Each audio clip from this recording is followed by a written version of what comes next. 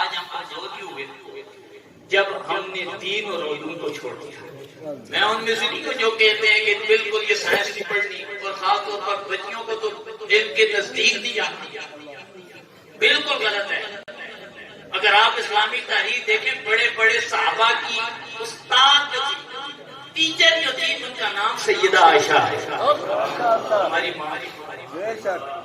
تو جس کی ماں بڑے بڑے صحابہ کی استاد ہو، تو ہم کیسے کہہ سکتے ہیں کہ علم دین نہیں سکھانا بچیوں کو، انہیں علم سے معلوم رکھنا ہے؟ ہمارے تو گھر کی میراث کیا ہے علم دین؟ سمجھ کے بات؟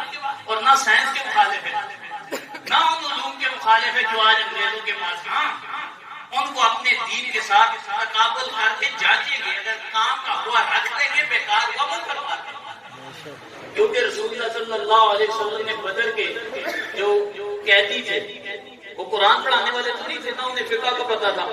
رسول اللہ صلی اللہ علیہ وسلم نے کیا فرمایا؟ اچھا جن کے پاس کچھ نہیں ہے نا، میری قوم کے بچوں کو پڑھا دو، تمہیں آزادی مل جائے گی۔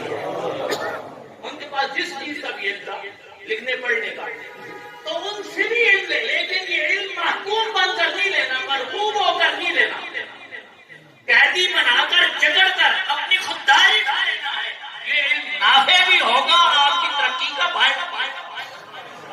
یہ نہیں کہ ان سے علم حاصل کیا تو پھر آپ ہمارے بھائی باپ ہیں، یہ نہیں۔ رسول اللہ کیا کیا قیدی بنائے، زنجیریں تھی، ہاتھوں میں رسیاں تھی۔ ہاں، ان کے پاس جو ہے علم کا انکار نہیں ہے۔